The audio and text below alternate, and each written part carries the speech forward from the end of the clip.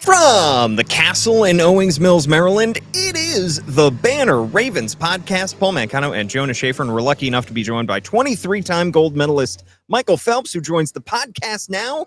Just kidding, he's not joining the podcast, but he is here today, as was NFL Hall of Famer Ray Lewis. We will talk about what we saw from a pair of legends showing up at Ravens practice. We're also going to talk about a pair of rookie cornerbacks who have hit injured reserve within the past week, what it could mean for the Ravens secondary. Then we'll talk about perhaps the guy who's getting the most internet buzz, and not for always the right reasons, Daniel Faalele, guard for the Ravens.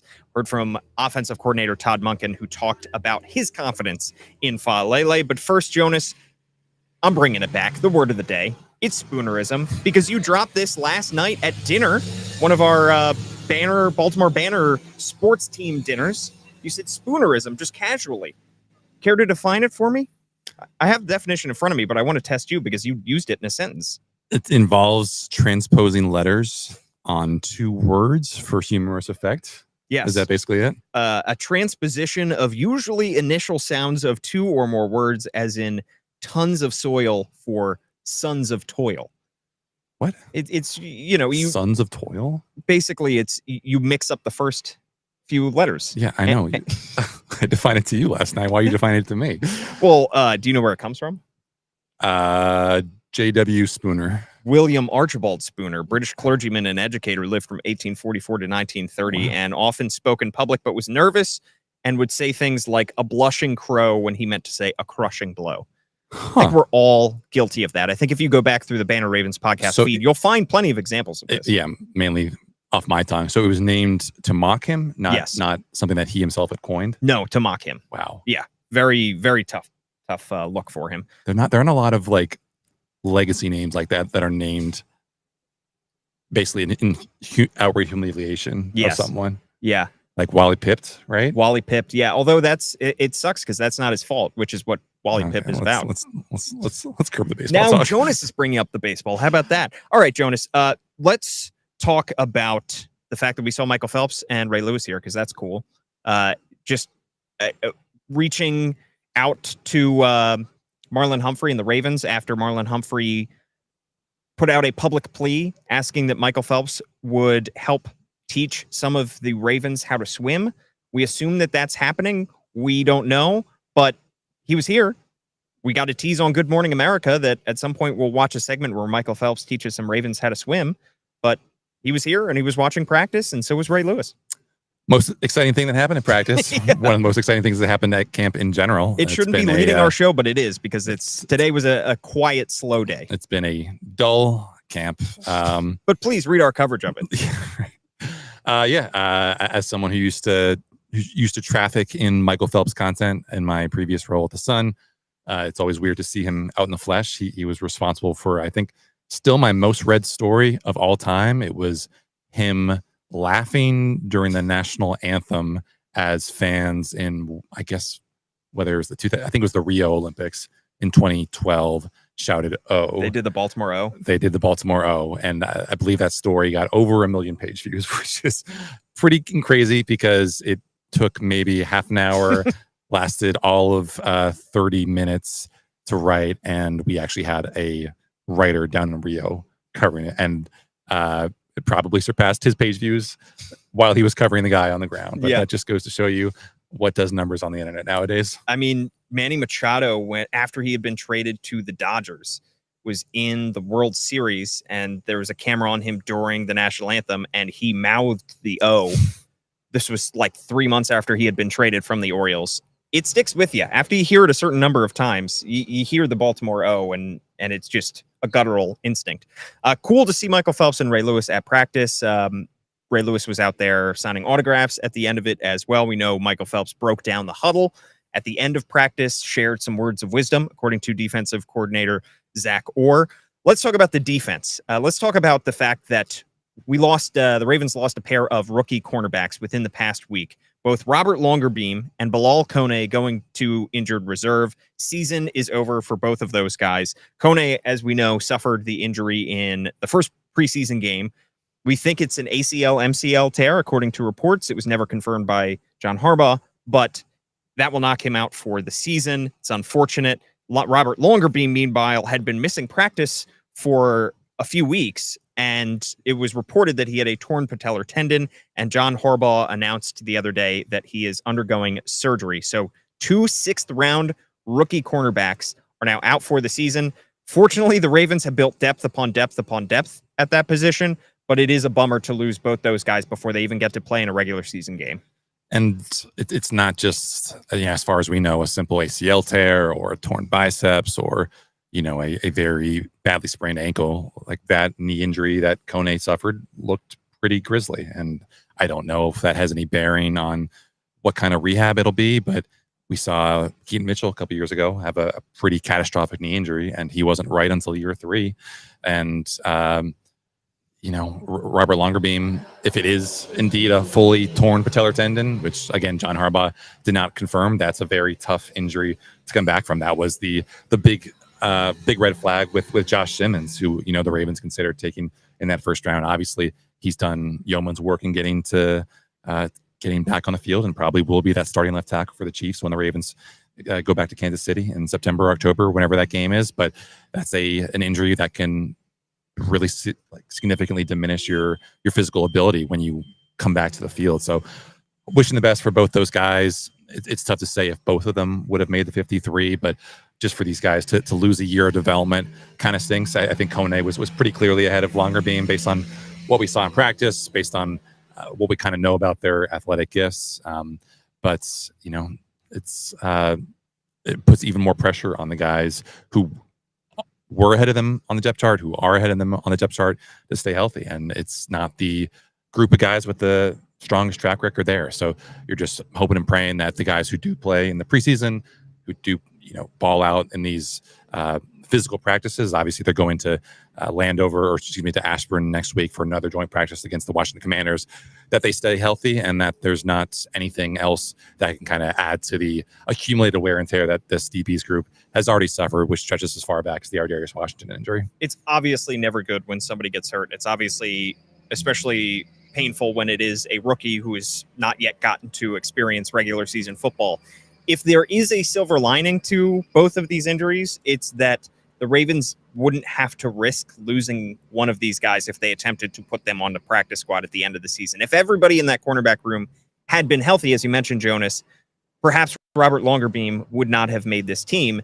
This allows the Ravens to put both guys on IR and reassess the situation in a year, but obviously it is a massive deterrent and step back in their career just to have to undergo this kind of season-ending injury at this point. Let's talk about how that affects the cornerback room, though, now, because you had a very, very deep cornerback room before these guys got hurt. I still think the cornerback room is solid. You have Nate Wiggins, you have Jair Alexander, you have Marlon Humphrey, you have Cheeto Awuzie, you have TJ Tampa. I think those guys are all 5 as close to locks as you can get.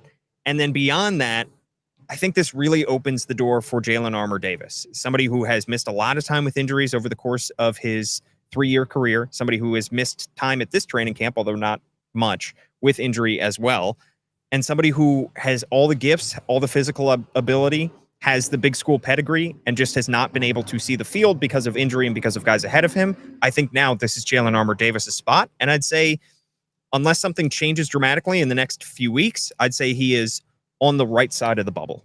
Yeah, I think it's a pretty safe bet that they're going to keep at least 6 cornerbacks. And I think he would certainly be among that 6 after Marlon, Nate, Jair, Woozy, Tampa. He might be ahead of Tampa on the pecking order just in terms of who might be called up to play when need be. But he can contribute on special teams. He can contribute on defense. He obviously knows the system. Zach Orris talked about just how smart he is, being one of the smartest guys in this DB's room. So I think the main question just becomes, do they keep 10 total defensive backs or 11? I had them keeping 11 during my initial 53-man roster projection a couple weeks ago. That was, I believe, 7 DBs and 7 cornerbacks and 4 safeties. And you would have to think that with Kone and Longerbeam now out of the mix, it would probably open the door for a guy like Ruben Lowry, who had a very impressive practice yesterday. You saw that, getting his hands on the ball, and just needs to continue to be able to show that he can contribute on defense, contribute on special teams. Obviously, the Ravens take a lot of pride in their undrafted rookie streak, track record, whatever you want to call it. But that is not going to be, that point of pride is not going to be the deciding factor between Ruben Lowry and maybe another veteran or someone else that they like getting that potential last spot. Yeah, last year the Ravens took 5 cornerbacks and 6 safeties on their initial 53-man roster. I don't know if they intended to do that at the start of training camp. I believe at that point they were working through Arthur Maulet's injury, and perhaps they had expected him to make the initial 53-man roster. But whatever the case was, they went with 11 defensive backs last year, and they went heavy on safeties. And I agree, Jonas. I think this year they're likelier to go heavier on cornerbacks just because that's where the depth is on this roster, not so much in the safety room. And if they wanted to have 5 safeties, I think Ruben Lowry as an undrafted rookie would make the most sense as to squeezing onto the roster behind Kyle Hamilton, Malachi Starks, Sanusi Kane, and Bo Braid. But I think that this is also an opportunity where they can add more to the pass rush group, add more to the defensive line potentially, and go smaller, lighter on the defensive back spot and go with 10 defensive backs as opposed to 11 defensive backs. Because last year they took 5 defensive linemen, 5 outside linebackers, 4 inside linebackers on the initial 53.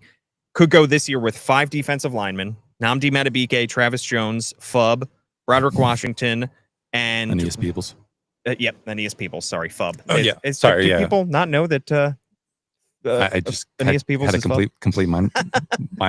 Yeah, he is Fubb. They Fubb. are one and the same. He is his alternate identity. And then one of John Jenkins or Brent Urban. So that would be 5 in that defensive line group. And then they could go with 6 outside linebackers, one more than last year.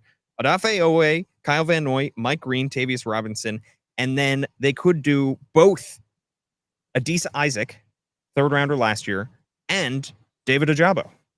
Do you think that that is more likely to occur than 11 defensive backs? It's still too early to say anything too definitive, but I do think you can read some into the tea leaves by what PR does and who PR sends out to the podium, and the fact that David Ojabo did talk to us yesterday.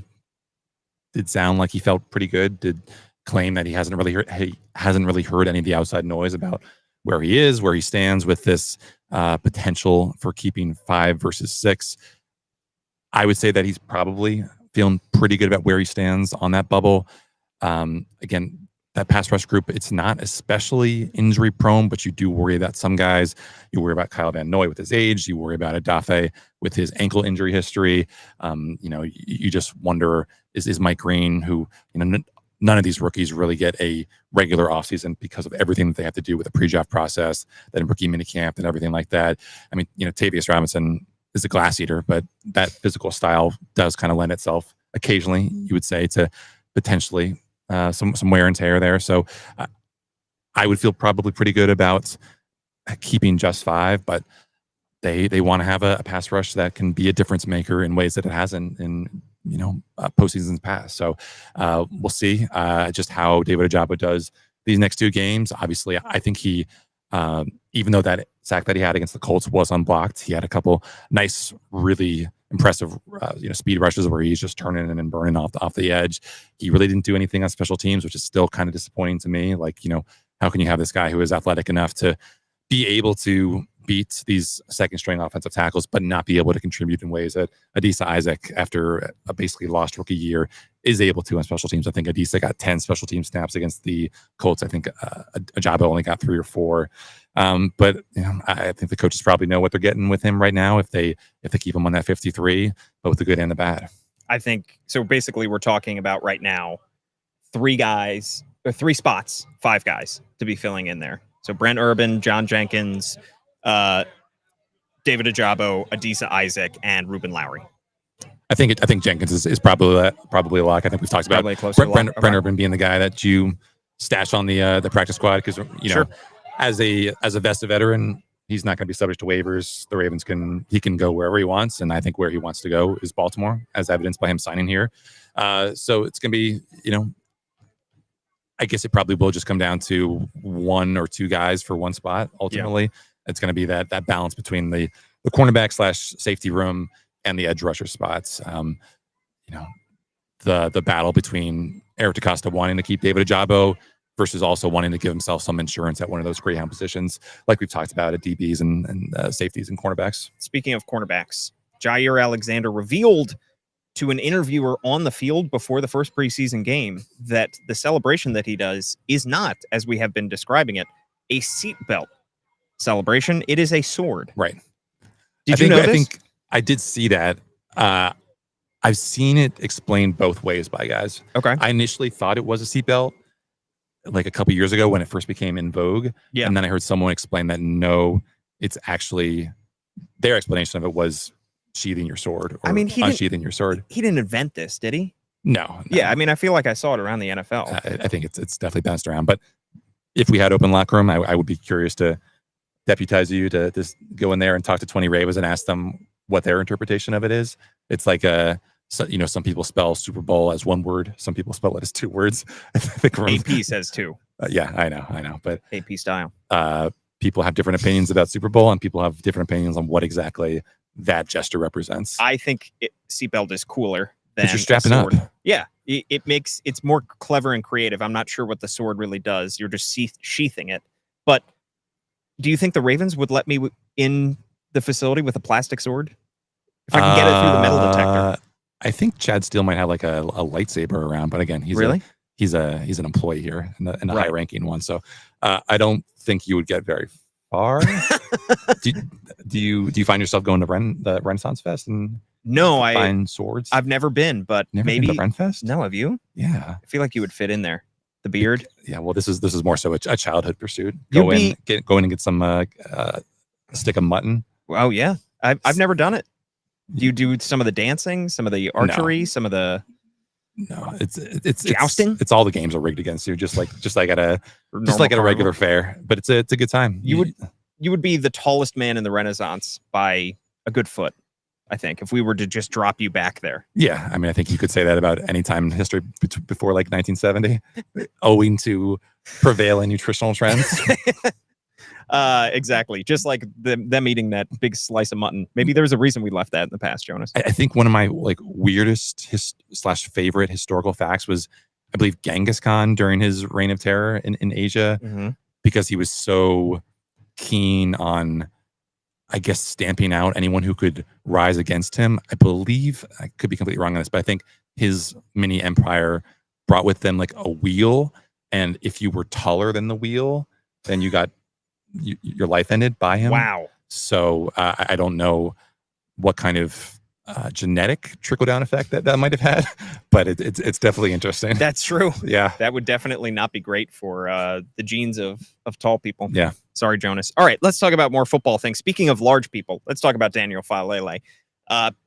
Coming out in practice this week off of a difficult preseason opener. I think we could all say he was one of the few offensive line starters who actually played in that game. And there was the clip that went viral. We talked about it on our post-game podcast as well, of him one-on-one against a reserve defensive lineman for the Indianapolis Colts, and he just gets worked, gets put on his butt. And I believe that rusher is able to get to the quarterback and at that point sack Cooper Rush. Not a great clip. And the internet loves to seize upon things. And when there is a certain narrative about a player, about a team, every piece of evidence that feeds into that narrative is seized upon and goes viral. So that clip made its way around the internet, of course. Was not great PR for Daniel Faalele.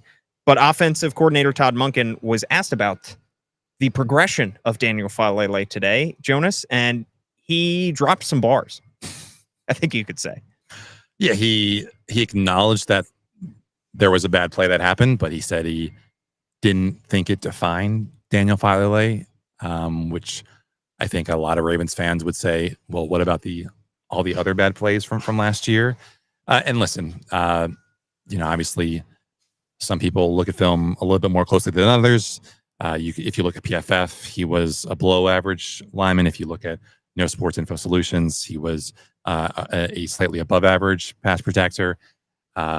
He's lost weight this offseason, so you hope that makes him just a better athlete, better able to withstand the rigors of life in the trenches there. But he is probably tied. I don't know, like who's more of a whipping boy now, for the Ravens as we head into the season opener? Daniel Faalele or Mark Andrews? I think the pressure has mounted more on Daniel Faalele at this point than it has Mark Andrews. Yeah, I think they're both kind of getting by on a hair trigger right now, because the first time that Faalele loses a rep against the Bills, or if he loses again in the preseason against the Cowboys on Saturday, or if he loses, badly in a rep against the Commanders at their joint practice or the preseason game, then Faalele's probably going to be trending in Baltimore again, and people are not going to have nice things to say. But I understand Todd's point of view. I do think the Ravens have been very, very protective about Daniel Faalele from how they've talked about him, for some of the stuff that they've, I don't want to say too much, but they have been very protective about him. They do like his development. And again, this is a big year for him, not just for the Ravens, but this is year 4 on a 4-year rookie contract. If he shows that he can be a good offensive lineman in the league, then he's going to make a lot of money this offseason, just like Patrick McCary did last year. So he is obviously one of the weak links on an offense that does not really have a whole lot of weak links. But again, there's a big difference between playing on an offensive line with all 5 starters in tow and Lamar Jackson leading the charge, then Cooper Rush is your backup, and some uncertainty to your left, some uncertainty to your right. Obviously, he started that game with Roger Rosengard, so not as much leeway there, but there is more comfort. There is a better sense of what's right and what's wrong when you're out there with your homies. And I guess I'm curious to see just how much they're gonna play in these next 2 games, because they didn't play him a whole lot in week 1 of the preseason, but they played him enough for him to make a pretty bad impression. I just love the Todd Monken quote talking about how one clip on the internet does not make a man, good or bad. He said, if the internet posts someone walking into a church, it doesn't make him a great Christian. It just means they walked into a church. I love that line. And it's absolutely correct. I mean, it is not one individual clip, like you said, Jonas. It's more the body of work here. And I think Ravens fans overall should feel much better about the state of the offensive line at this point coming into this season than they should last year, even if Daniel Faalele does not progress at all, even if he stays the same, because you have Roger Rosengarten entrenched now at right tackle, and he showed so much promise last year. At this point last year, it was Patrick McCary who was starting at right tackle, and Rosengarten working into a little bit of a rotation there. You had basically a rookie at left guard in Andrew Voorhees. He's now entering his 2nd year, expected to win that left guard spot. I think it's all but wrapped up at this point. You just feel a lot better about that group as a whole, to the point where the Ravens can do things here and there to help Daniel Faalele, just like they did last year. So overall, if there is one weak link on the offensive line, yes, that has the potential to doom the unit as a whole. But if you have a skilled offensive coordinator and you have a skilled offensive line coach in George Warhop, you can scheme up ways to help him out, to protect him. And I think that we will continue to see that from the Ravens this year.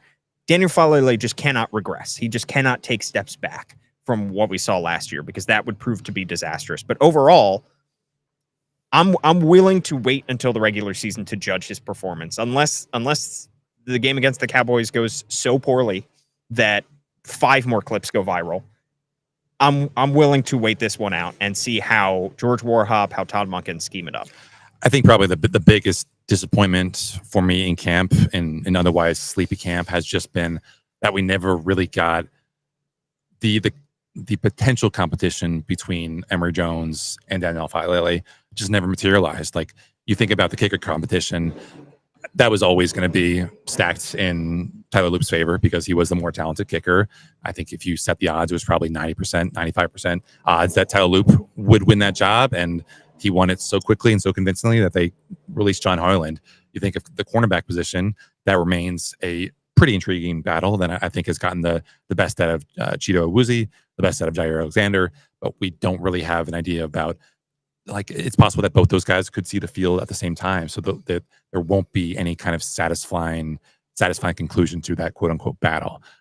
But with Ben Cleveland, competing primarily for that left guard spot, the hope, I think, was that maybe Emory Jones might be able to compete for that left guard spot, but also might be able to push Daniel Faalele. And just the fact that he has not been able still to do anything since the Ravens drafted him has just been really disappointing. And we're, I think, probably well past the point at which John Harbaugh hoped that he would be cleared to come back for practice, to come back to training camp. And the closer we get to the kickoff, the more dubious I get about whether the Ravens are actually going to have him on that initial 53, because not only do you need like the 5-day acclimation period once you get into camp, but if he's not back by I don't know, probably early next week, there's probably not a chance in hell that they throw him out for the preseason game, because it's just so unlikely that they're going to overwhelm this guy, that they're going to be willing to overwhelm this guy physically, mentally,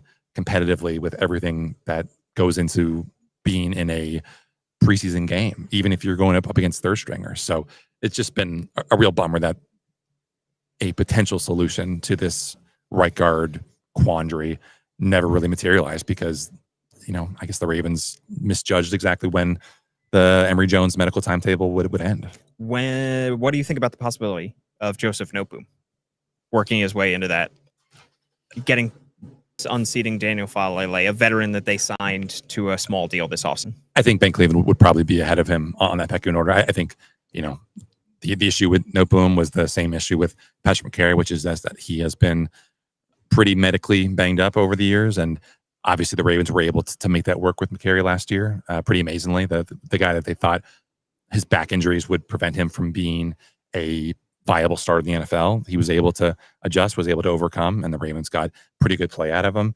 But with Noteboom, I think they prefer him at swing tackle. I think that's how John Harbaugh has talked about him.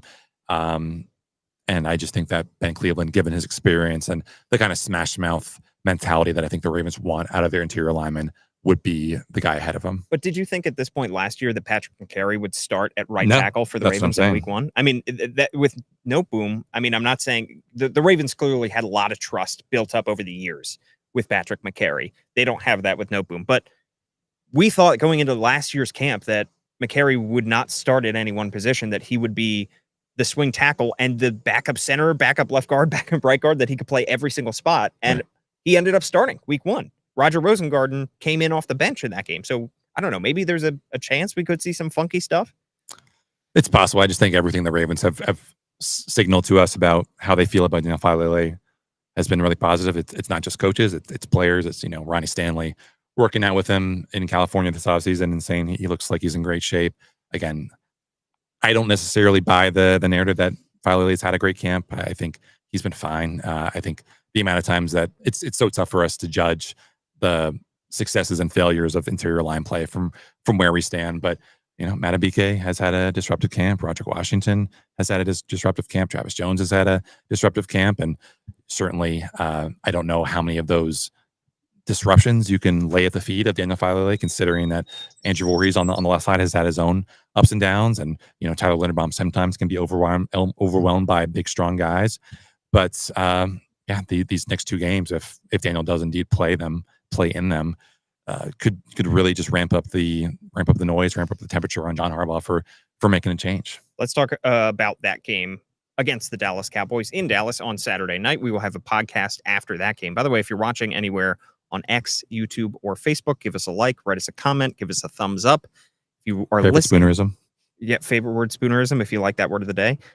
If you are listening to us on any of your favorite podcast platforms, which you can do, write us a 5-star review, and I will read it out here on the show next week. That's a guarantee. We will have a podcast after this game. Let's prep for this game here. How many of the starters will play in this game, Jonas? Over, under 5? I'm not going to count them out. I think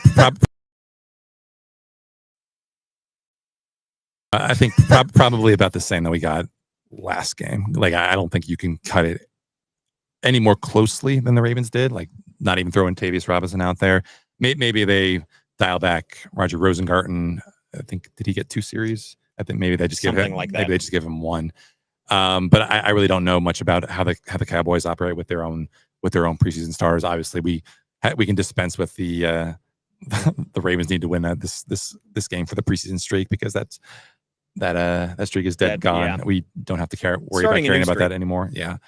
The Cowboys started Joe Milton III, by the way, my king, my draft hero from 2 years ago at quarterback last week. I was a little bit surprised that Malachi Starks started on Thursday against Indianapolis. I was wrong in my in our preview podcast for that game, talking about Nate Wiggins not playing in that game, talking about Eddie Jackson not playing in those games. Yeah. Both those guys did play limited snaps in the preseason. How could we forget Nate Wiggins got hurt in... Yes, against the Philly. Yeah, again, in the first preseason game of the season Right. last year. And then, by the way, I cut up a clip from that, as I do for most of our podcasts, and I put it online, and it just said why Nate Wiggins' injury is particularly frustrating. And the algorithm pushed it back up to the top of people's YouTube page. So then and of course, they weren't checking the date. So they thought that Nate Wiggins had suffered an injury during this training camp and then asked us to change the title. So what I suggest that we do, Jonas, is we go back through all of our old articles. We change the title and say, this was an injury that Lamar Jackson suffered in 2022 and not, in fact, in our current year. Yeah, I think the Washington Post's content system has a built-in disclaimer for any story that's older than a couple of years. Really? That says that the story is X years old. Maybe I should people are dumb. Instigate that. Yeah. Yeah. But yeah, I think it'll probably be about the same lineup that we saw against Indianapolis. Maybe we see some of those guys who really did ball out and we know will be important starters, either starters or important contributors reeled back from this one. Maybe we see fewer snaps for Trent Simpson. Maybe we see hopefully fewer snaps for TJ Tampa. I don't want him played a lot, close to 100 snaps in that game against the Colts. Obviously so much of the availability for that game Saturday depends on just guys being available. It seems like we still haven't seen Marcus Major back. Obviously, we don't expect Keaton Mitchell to play, considering he's dealing with the minor injury that Harbaugh thinks he'll get over pretty quickly. But I guess just you hope that the offensive line play and the quarterback play gives us something to write about and talk about, besides just how bad and disappointing Cooper Rush and Devin Leary were. Will we get some former Washington Husky legend Myles Gaskin play on Saturday? You'd hope so. You'd hope so. I'm signing him for a reason. I want to see what he's got in the tank. Yeah, not much. If the Ravens are signing him in mid-August, but he was awesome in college. He was. Yeah. I'm kind of excited. Excited. It's a lot more fun to talk about these washed up running backs contributing in the preseason than the possibility of washed up receivers contributing during the regular season, which for so many years in Baltimore was the normal expectation. Well, the older veteran wide receiver that they signed to a 1-year deal, DeAndre Hopkins, made a great play yesterday, perhaps his highlight of camp, over the top of Nate Wiggins. Yes. Looked like no safety help. It was a play down the far sideline, ball thrown from Lamar Jackson, and there was a ton of great coverage the entire way up until the very end, where D-Hop just shook Nate Wiggins and was able to grab the ball and take it into the end zone for a touchdown. We were talking on the sideline about receivers who win early and receivers who win late. The Ravens have a couple guys who win early. I think we can put Rashad Bateman and Zay Flowers in that category. They don't really have somebody, or haven't had somebody, who wins late. Maybe D-Hop is finally that guy, as we've talked about, the jump ball artist. Maybe this is just another way of framing it, of somebody who wins late. Yeah, D-Hop fascinates me just as a kind of paradigm shifter for Lamar and what he could be in this offense, because I've heard people say Lamar can make every throw, and I think he can, but there are certain throws, and we've talked about this, and forgive me if people are sick of hearing me talk about this, but Lamar over his career just has not really thrown back shoulder passes. He does not throw the prototypical Joe Burrow to Jamar Chase 15 yards downfield. The cornerback has his head turned to the ball, and Jamar Chase just plucks it over his head. And some of that, I think you chalk up to personnel and who Lamar has had. Lamar has thrown back shoulder passes. I think Mark Andrews has been great over the middle at getting back shoulder passes. There was a deep completion to Nelson Aguilar a couple of years ago against Pittsburgh that was, I think, charted as a back shoulder completion, but that was more of a slot fade where you have a little bit more space to kind of lead him into an area where you think he can catch it. But Lamar, being a guy who can quote unquote make every throw, he hasn't really been a guy who's been willing and or able, not able, willing to potentially bypass a more advantageous throw for something that is a little bit higher in terms of the degree of difficulty. Yeah. I think I've only seen 2 or 3 back shoulder completions to D-Hop during this camp, but I think that's still a good sign. The deep ball to him on Sunday was not a back shoulder completion, but it was still a ball. Hey, we're going to throw this up. We're going to trust you to go get it. And he did. Yeah. And he got it. So I'm just very, very curious to see where that relationship goes, because that's something that even T. Martin, as far back as I think June at the end of mandatory minicamp, was acknowledging, yeah, like there is going to be this learning curve. There is going to have to be this degree of trust that's built up between Lamar and a guy who wins in ways that is different from Zay, different from Rashad Bateman, different areas of the field than Mark Andrews and Isaiah Likely. So do I think that their relationship in week 1 will be as good as it is in week 15? Definitely not. But I am curious to see just where they are and how Lamar looks to him early in the season. Yeah, my mind always goes back to the 2023 AFC Championship game, where there were a couple back shoulder throws from Lamar, mostly to Rashad Bateman, but they just never hit. It just wasn't. They were never on the same page there. All right, we should wrap up our podcast because about 2 million people wearing purple shirts just walked out of the doors of the castle here. At Jonas_Shaffer is his handle. I'm at Paul Mancano and at All Banner Sports. Like, rate, review, subscribe. As mentioned, subscribe to the Baltimore Banner, just $1 for 6 months. Get all of Jonas's great work, as well as Gianna Hahn and Kyle Goon. Thanks.